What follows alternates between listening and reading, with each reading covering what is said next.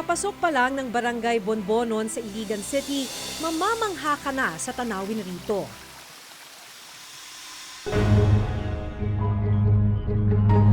Pero sa gitna ng kabundukan, may umaalingasaw.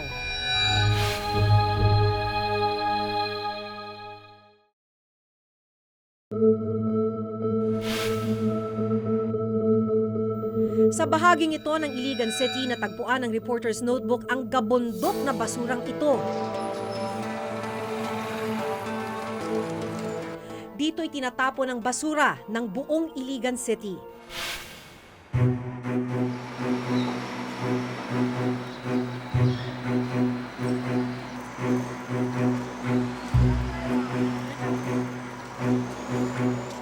Sa dami ng binabagsak na basura dito kada araw, nagmimistula na tong bundok. Ngayon, ang delikado kasi sa ganitong dump site, naghahalo-halo yung mga basura, maraming kemikal na delikado sa kalusugan ng tao. Lalo na kung yung mga kemikal na ito, yung katas ng basurang ito ay mapunta sa groundwater at mainom ng tao.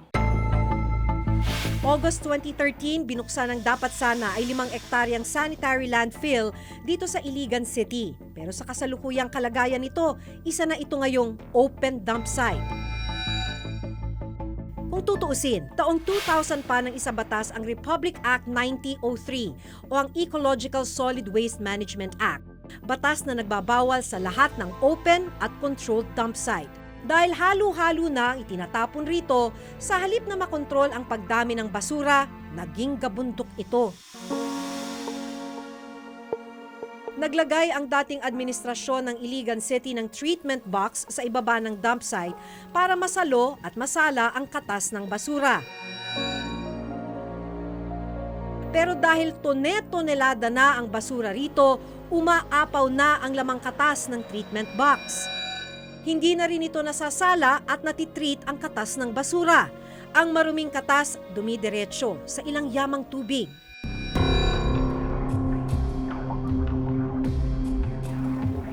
Yang itim na tubig na yan, katas yan ng basura na galing dun sa open dump site na yon. Untreated, itong itim na tubig na ito ay umaapaw hanggang sa may sapa sa baba ng bundok na to. Sa isang pag-aaral ng Asian Development Bank o ADB noong 2004, iba't ibang nakalalasong kemikal at hard metal gaya ng lead at arsenic ang naiipon mula sa leachate o katas ng basura. Iba na yung amoy ng tubig ng sapang ito dahil sa katas mula sa basura. Kung titignan nyo nga nangingitim na yung tubig ng sapa. Ang paghahalo ng maruming katas ng basura sa ilog at sapa, inirereklamo ng mga residente ng Bonbonon, gaya ni Datu Manong Buslan. Ini-open nila ang punta sa mga creek, ang leasy water, talagang mapula, punta doon sa kabaksan ng river, punta doon sa Dujungan Falls, at nandoon sa mga kabahayan. Iyon ang dahilan na nagreklamo sila. Nagkakasakit na rin daw ang ilang residente dahil sa amoy ng basura. Nagkukuha kami ng mga isda. Tapos nakikita namin na ito pala ang agos ng basura dito pala pupunta sa ilog. Ang kulay niya kasi parang soft drinks. Pagdating niya dito, yun na, hindi na katulad nito.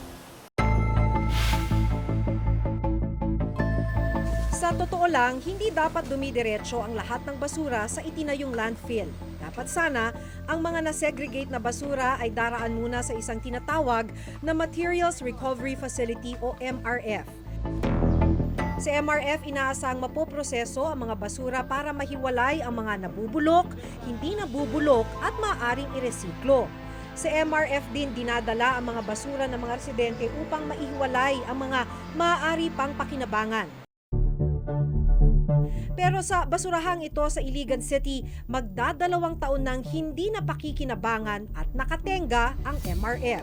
Kinakalawang at inaagyo na itong Material Recovery Facility. Dito dapat pinaghihiwa-hiwala yung iba't ibang klaseng basura. Ang itinayong MRF, 20 tonelada ng basura lang ang kayang iproseso kada araw.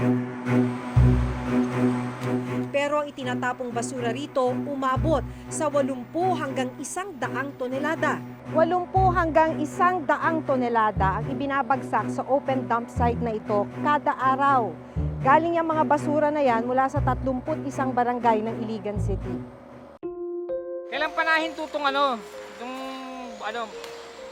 itong mga makina dyan sa pagkakaalam mo? Umaandar naman yan, sir, pero hindi palagi.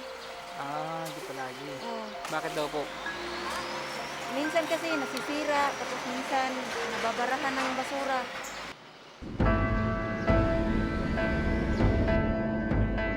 Under capacity yung tawag nito, yung machine na kumakain sa basura. Ang nangyayari, when they would fit on the machine, hindi makakain yung ng basura. So it would conk out. Pag conk out nila, they stop the operation.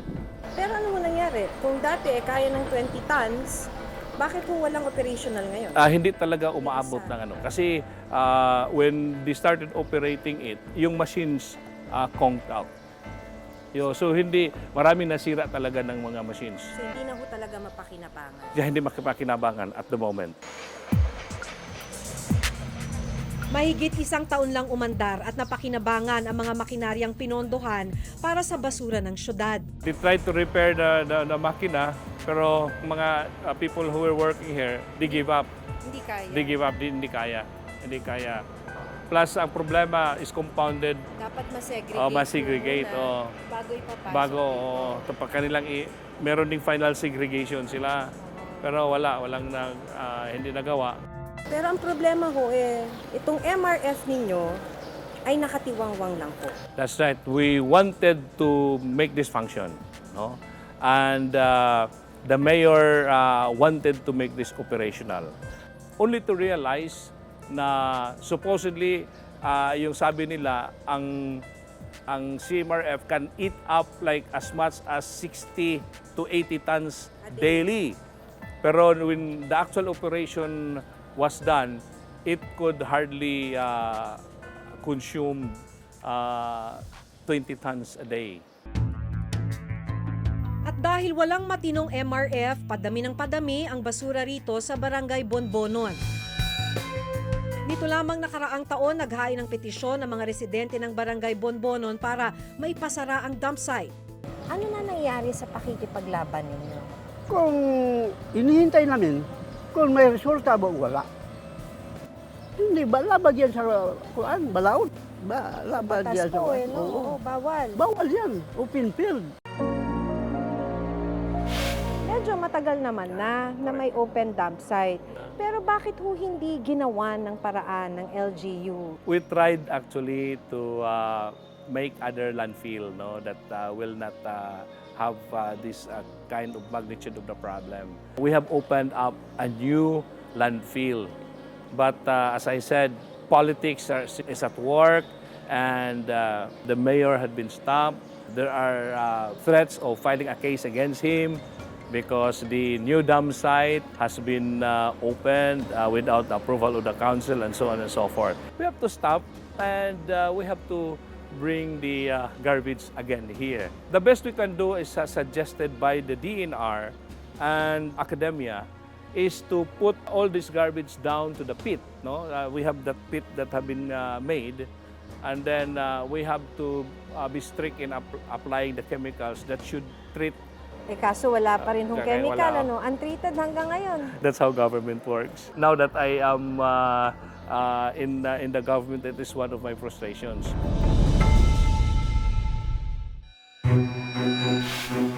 Nito lamang January 2017, sinabi ng Department of Environment and Natural Resources na plano nilang ipasara ang dalawa sa pinakamalaking tapunan ng basura sa bansa, ang Inayawan Landfill sa Cebu at ang Payatas Landfill sa Quezon City. Iba, lalo pa kung maggagawa pa ng di maganda. Kasi ito lang naman ang alam nilang trabaho. Tapos tatanggalin pa.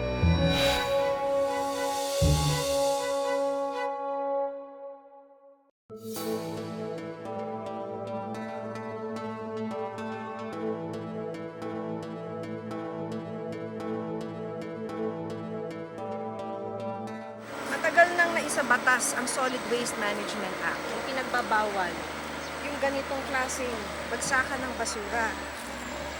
Pero hindi ito maayos na ipapatupad dahil hanggang sa ngayon, marami pa ring lugar sa ating bansa ang ganito ang tambakan ng basura. Ayon sa report na ginawa ng Environmental Management Bureau o EMB, aabot ng mahigit 500 ang open dump sites sa buong bansa. Ayon pa sa report, nasa mahigit 80 sanitary landfill lang ang napakikinabangan sa kasalukuyan. Pero maging ang ilang sanitary landfill, may mga problema rin.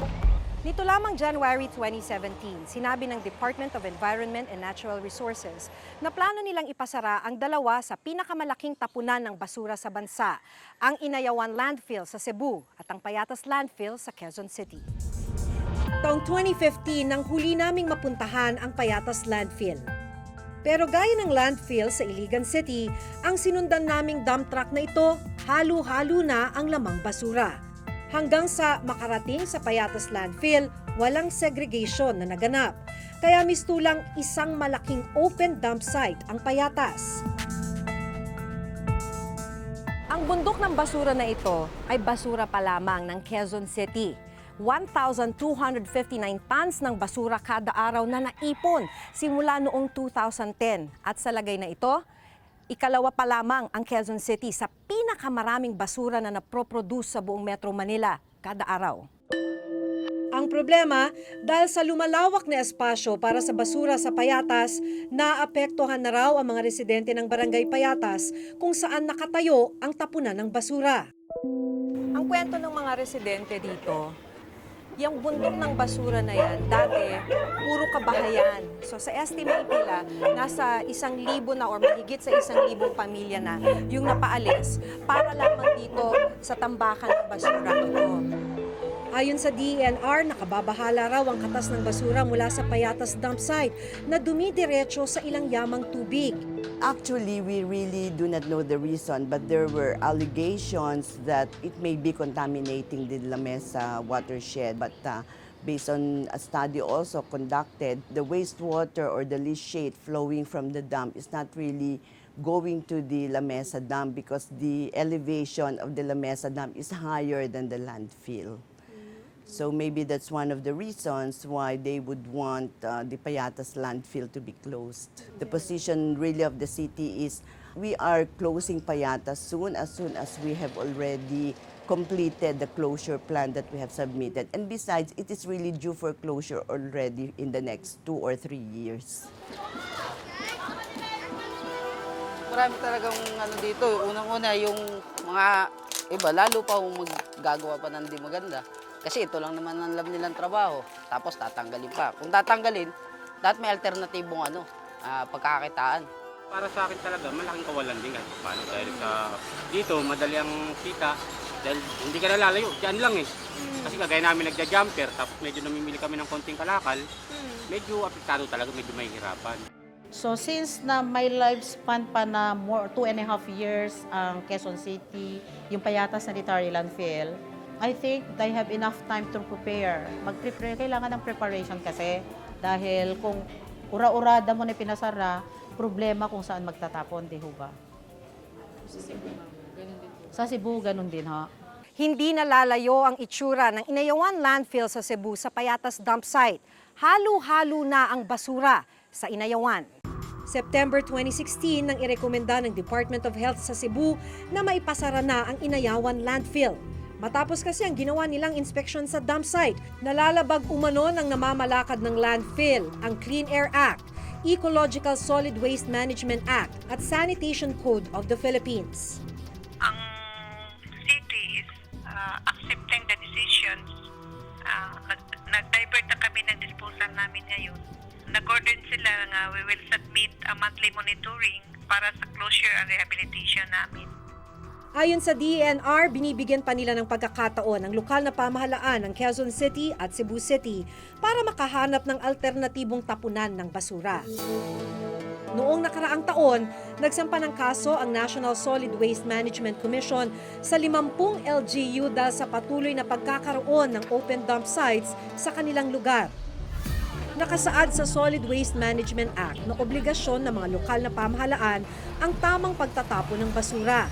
Kabilang na riyan ang paghihiwa-hiwalay ng mga basura mula sa mga kabahayan. Tamang operasyon ng materials recovery facilities kung saan ihihiwalay ang mga pwedeng iresiklo bago itapon ng basura sa landfill. Wala sang environmental protection, hindi naproprotektahan yung lupa so nakokontaminate. Yung iba tabing ilog, daluyan ng tubig. So malaking pinsala yon sa environment. So since very specific yung RA 9003, yun yung main reason why we filed those cases. Ayon sa Eco Waste Coalition, mahigpit na implementasyon ng Republic Act 9003 ang solusyon sa lumalaking problema sa basura. Sa taong 2020, aabot na ng mahigit 16 na milyong tonelada ang basura ng Pilipinas kada taon, ayon sa National Solid Waste Management Report. Ang nakababahala, nasa 27% lang ng mga lokal na pamahalaan ang sumusunod sa Solid Waste Management Act. Yun yung laging problema ng local government units. Kung ilalabas na halo-halo, ibig sabihin, lahat ng 40,000 tons per day, lumalabas yun, hahakutin, malaking pera ang naubos ng gobyerno doon. Samantalang may pagkakataon ng bawat mamamayan na huwag nang ilabas yung kalahati nun. At least yung kalahati nun ay dadalhin sa recycling facility or sa composting. So malaking bagay yun. Kung kalahati ng 40,000, that's 20,000 tons. If you can convert that into organic fertilizer, marami pang matutulungan na agricultural land. Yung 40,000 tons, kung itatapon mo lahat yun, yung area requirement niya ay parang isang kasing laki ng tatayuan ng isang mall. So ganun kadami.